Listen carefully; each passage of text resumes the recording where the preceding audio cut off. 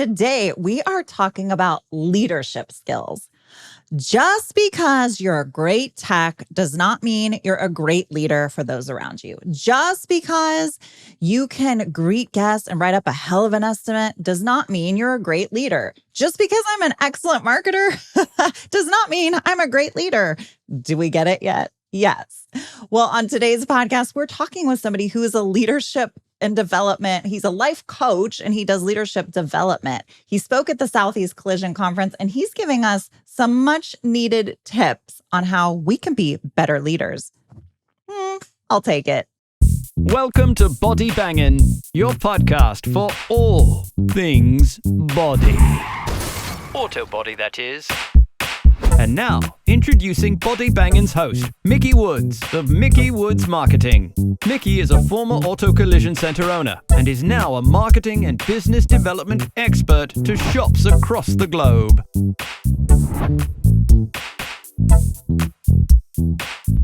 Hey, everybody, and welcome to today's episode of the Body Bangin' Podcast.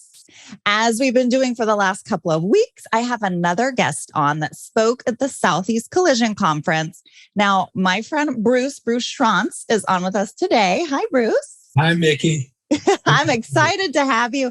Bruce talked about something different in a different way than any of the other speakers. So I think you guys are going to really enjoy today's session. If you weren't able to make it in person, and even if you did make it in person, sometimes it's nice to get a little refresher because you took in a lot of information over the last few days. So just to introduce Bruce, Bruce is a leadership development and life coach, and he's got the company StrongLead. Is that correct?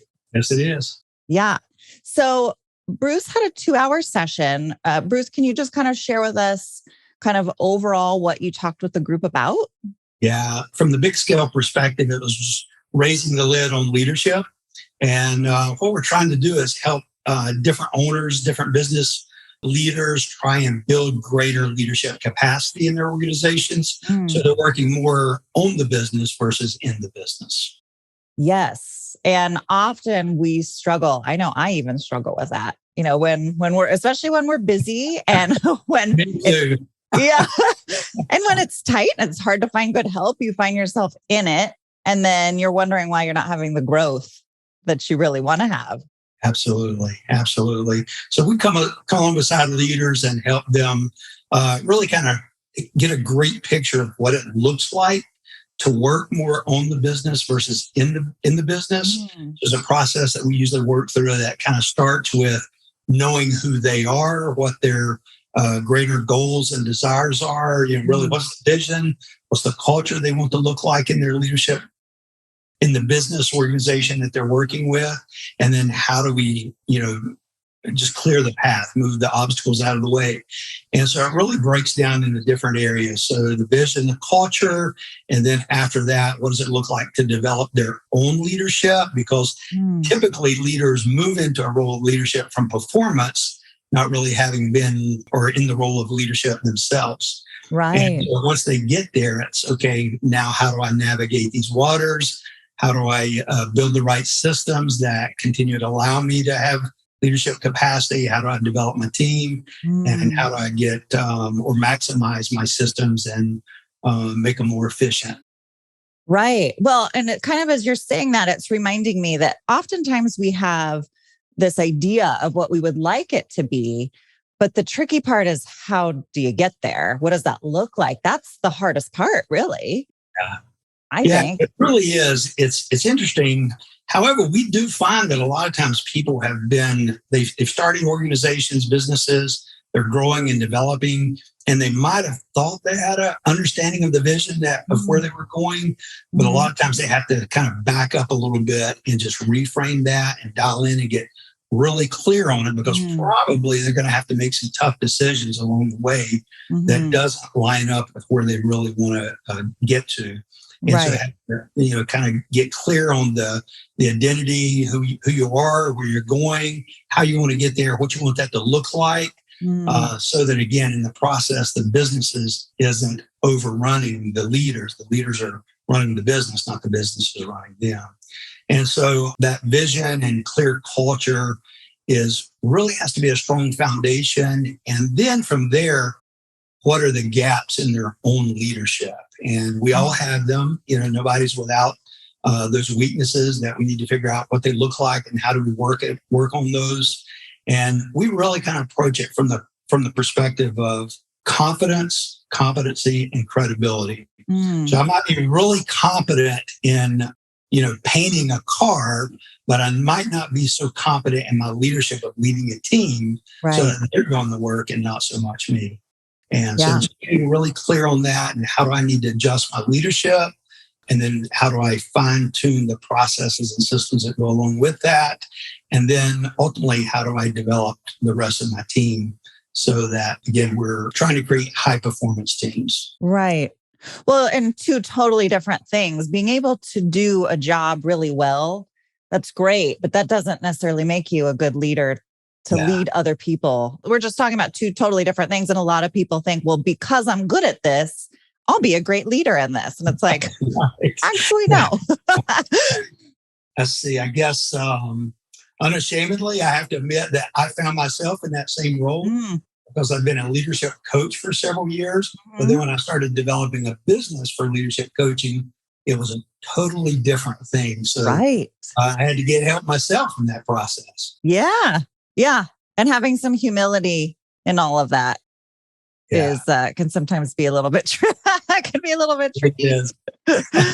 So what do you see so I'm sure you work with clients all across the board, different industries and that kind of thing. Is there one or anything that really like pops to your mind of like something that really kind of gets in the way most often that you could just kind of see recurring over and over again?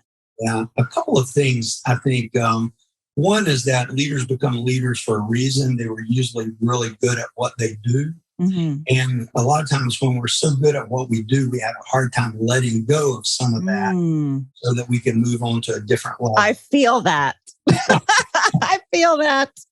Yeah, we struggle with that a lot of times. And again, even from my own personal experience, I became a good coach before I became a good coach and a leader in the coaching industry. Yeah.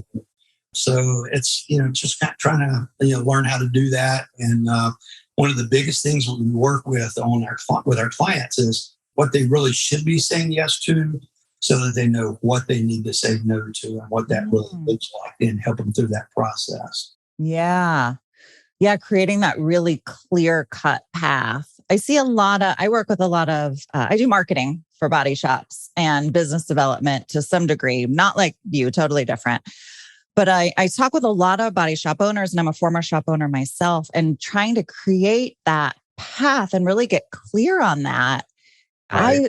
I see as just could be such an issue. And like you said earlier, dialing that in, because as you get going and you think you've got it figured out. And that's why I think having some type of coach, and the best coaches have coaches. So having a coach doesn't mean that you're not good. Right. That's exactly right.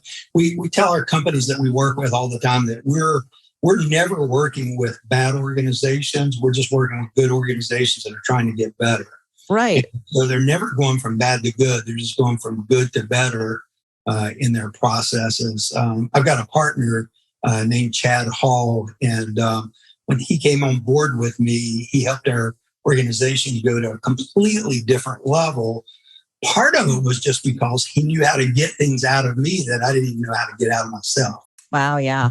So that became very valuable. And where I might see things and be trying to connect the dots, he knew how to take what I was receiving and where I was trying to go and really fashion that in such a way that it helped me get there the best way possible.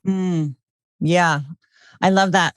I remember when it dawned on me when I was much older in life, obviously, and I realized that the people out there that I admired so much that I thought were just the best of the best, like the Tom Bradys and the Grant Cardones, these people that have made themselves out of nothing, and all of these types of people, when I found that they had coaches and they still Tom Brady still trains every day with a coach. He's the GOAT, some would argue. I would. But these are the people that the training doesn't stop. The growth doesn't stop. For me as a business owner, that really just kind of was like a aha moment. And especially in the collision industry, we've been doing what we've been doing for so long. We're starting to open up our minds to, okay, maybe there's a different way to go about this and getting help. We all are ego filled. We think we've got it figured out, and accepting help from anybody, that means I'm weak. There's this persona we've kind of put on ourselves, and that's just self-limiting. It's not true. Right. It's actually very strong. I find a big strength in people that realize that, hey, I may be great, I may be good, but I can always be better. Right. True. That's one of the other issues that we run into a lot of times is that, again, we were good in performing and maybe even developing the business that we've got. And then we keep thinking that we can still do everything on our own. And we need help. One of the processes that we go through in the holistic process of leadership development is what we call the fifth bridge. And so the fifth bridge starts with your identity. Who are you? What do you want your life to be about? How do you want to guide that? What's the culture going to be? Your values, what's really important to you? And then once you get really clear on that is, helping people understand that whatever it is, you can't get there by yourself. And what got you to where you're at right now is not going to get you where you really want to go. Isn't that true? Oh my gosh. So you're going to need some help in that process. And I like that. So that's second phase or second bridge that we take them through is just, you're going to need some help. Let's get some help around you. Let's be intentional on what that help looks like and how it's going to really make a difference for you. Yeah. Hey, would you like to increase the number of cars in your drive? Well, look no further. The Mickey Woods marketing team provides collision center specific marketing. We use proven techniques to not only increase your sales, but put money in your pocket. Visit us at collisioncentermarketing.com, or you can find my personal contact information in the show notes. And let's get your 2022 off to a body banging start. So people in your session, I'm sure, were very interested in your session. I'm sure a lot of people hit you up afterwards, unless their brains were smoking because of all, steaming massive intake of information. But, for those even listening that are interested in working with you or another, leadership coach, that type of thing, if they were to work with you, what does that look like? That's a great question. And one of the things that we actually offered to people at the conference was a 90-minute evaluation. So we gave them a promotional package where they could get a 90-minute evaluation. So I can do that just a Zoom call like what we're doing right now. Right. Okay. It's to a series of questions that kind of help them, again, process who they are, what their organization is really about, where they're trying to go with all of that, what they want that process to look like along the way, and then where are the gaps. What's other leadership around them look like if they have other leadership, and then how we're going to close those gaps, and then how we're going to build their leadership and the leadership of any other key people around them that's going to help them accomplish that. So it's really an evaluation process first. Okay. And then it gives them a chance to see who we are also and what we do. And is it going to work? Is this something that can really be helpful for people? And for us, we don't have a sales process really. Right. We just kind of communicate who we are and what we're doing. And most of it's word of mouth anyway with our organization. And we really want to be able to partner with people that it's going to be an advantage to in that. But really, we don't find too many people that can't use what we're doing. That's not because we're the greatest gurus in the world with it. Right. We help them. We're never our job is not to come in and be the hero. We're never going to be the expert in their field. Although we have a world of, in our coaches, we have a world of manufacturing, operations, sales, marketing. But our goal was really to come along and help those leaders in the industry be the heroes of their own story and be able to enjoy their story. Yeah. And that's interesting. I've found doing leadership, working with leadership coaches myself, oftentimes you go into it thinking, okay, this person's going to tell me what to do, and then I'll just go do it. And it'll just be so easy like that, right? And Right. it's like, and it's not to deter anybody. It's just, just being real. It's a lot of self-discovery and a lot of work internally. And then having the support, the aid that you guys do to come in and help you kind of sift through that and make sense of it and create the strategy. But you in no way are coming in and telling them exactly what it's supposed to look like. People we work with in the automotive industry and specifically the collision industry now will never be the experts in that. I wouldn't know how to take a quarter panel off and put it back on or any of that. Right. I would have been some shade tree mechanic, and I did, when I was growing up and didn't have a choice. Yeah. But so these guys are, the people in the industries that we work with, they're the experts, but they're so busy running their business and running their organization that a lot of times they just don't have the chance to back out of it and ask serious questions that help them prioritize. Yeah. Sort through what's important, what's less important, where we're going to spend their time, where we're going to spend our money, our effort, and our energy. And so we just really come along with questions that help them process that. And it's really about helping the experts, helping them draw out what they really need to be successful. Yeah. Yeah. And it said in your little synopsis, it said, the goal is more time enjoying your business, less time being consumed by it. I really like that. Yeah. Again, being a victim of that myself, usually better teachers and coaches of what we, struggle with ourselves. That's right. And so as our business really started growing, it was the same way. I didn't want it to be I wanted to be able to enjoy, what we do, and it'd be a good future for me and for the people in our organization. Mm-hmm. And so we just had to be willing to, number one, get help. And then number two, find out what our personal growing edge needs to be in order for us to move forward. So that's that's our third bridge actually is what's growth really going to look like for you as the individual that's leading your organization. You're not going to be able to develop other people and grow your business if you're not willing to do that first yourself.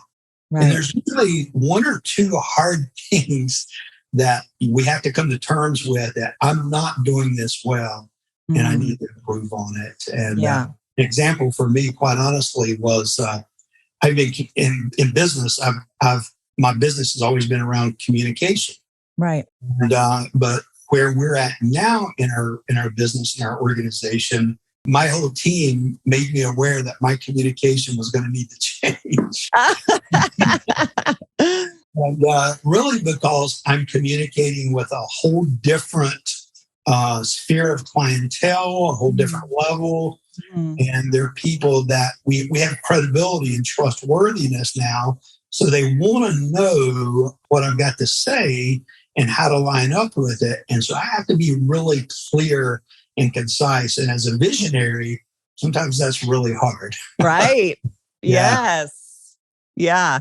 Yeah, I agree. We oftentimes teach the lessons that we've learned the hard way. But you know what? It's great though, because you really relate to the people that you're working with.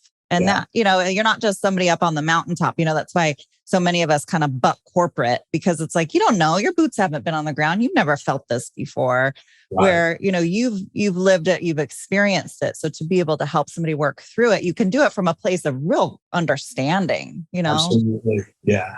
So when it comes to your team working with people, how many coaches do you have? How do you decide who then works with who? Yeah, so we've got in our organization, we've got 5 internal. Okay. And then we've got 20 around the country that are coaches for us. And that'll probably grew from 7 to 20 just in the past year. Wow. Fortunately, Chad, my partner, he had another business for several years, even before joining me, where he coaches and certifies coaches. Okay. What we're doing. So he gets to see the good, the bad, and the ugly. And we try to get the good. Right. And but we have some great coaches around the world. And then we work with them to train them on the systems that we have for Mhm. coaching. By the time we connect with them, they're already good coaches. We Right. teach them about the techniques and the systems and the values and the culture that we try and establish in our coaching spheres of influence. And then they become really, most of them are better coaches than I am anyway. So yeah, they're great, and they That's work awesome. all over the world. We've obviously, like everybody else, in the last couple of years, we've become extremely adept at the virtual Hmm. process, and so much of the leadership coaching we can do online. Yeah. My preference is I still like to meet face to face and Yes. businesses with people, and we do that a lot also, but we also get a chance to do a lot of virtual coaching as well. Yeah. Which is really nice and convenient. So I got to give it that. For very busy owners, a lot of times, man, if I can get in and out of a coaching session in 50 minutes or an hour and really get something that helps me move forward and have traction, that's a lot of times better than spending all the extra face to face time. Right. Yeah. Yes. And all the chit chat and let me show you around. Yeah. Well, it sounds great. I'm sure people took you up on your offerings at the conference, and I'm sure people are going to love hearing about this. If you had like one takeaway for people listening today, what is one thing that you could start doing for yourself today to be a better leader? And I'm just totally hitting you with this. You weren't ready for it. But just for the people listening, if there's one thing that you could give us, what would that be?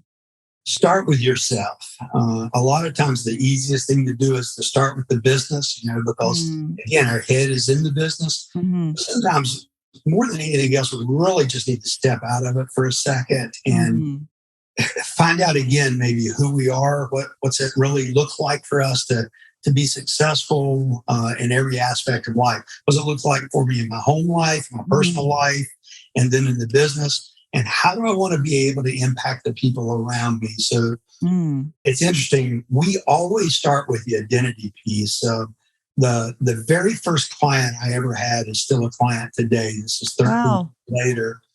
And I remember going in and meeting with him. And at that time, his successful business had 3 different organizations, 200 employees. And I asked him, I said, for you, what's your vision? Very specifically, what do you really want to accomplish in this? Not just that you manufacture things for other people and want to make a lot of money, but what do you really want out of this? And he said, I can't articulate it in sentences, but I can bullet point it for you. So he did. And so then I backed out of that a little bit. And I said, now, so what do you think is your actual purpose? You've got this business. It's a great business. What do you want to be the purpose of this for you? And so he said the same thing. He said, I can't really articulate it, but I've got some thoughts and ideas about it. And I said, well, let's just start there with you. And so he got really clear on what he felt like was his greatest purpose in all this, and then what that would look like in transitioning that purpose to a vision.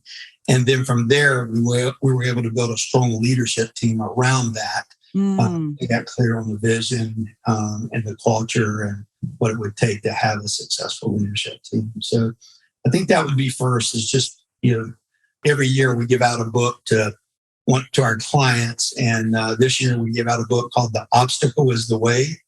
Oh, And, right now we see so many leaders that they're just in the weeds. They're bogged down so much because they were great performers, but aren't really sure how to take it to the next level.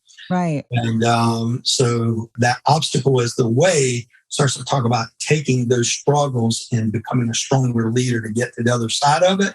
But then one of the very next books that I've read from the same author that comes along with this, Ryan Holiday, is Stillness is the Key. And so it's really about getting still long enough to get clear about what really needs to happen. Yeah. Well, and it can be so difficult, especially for those that aren't used to just being still, which we get in the habit of not. Yeah. Yeah. Well, guilty again. Yeah. Yeah. It's so powerful though. Yeah. It's so incredibly powerful. Well, this is exciting stuff. I think some great takeaways for people. I'm going to have all your contact information in the show notes. So if people are interested, want to just ask you questions, if they want to do the 90-minute evaluation, whatever you want to call it, they can reach out. That same promo through your podcast, if that's okay, great.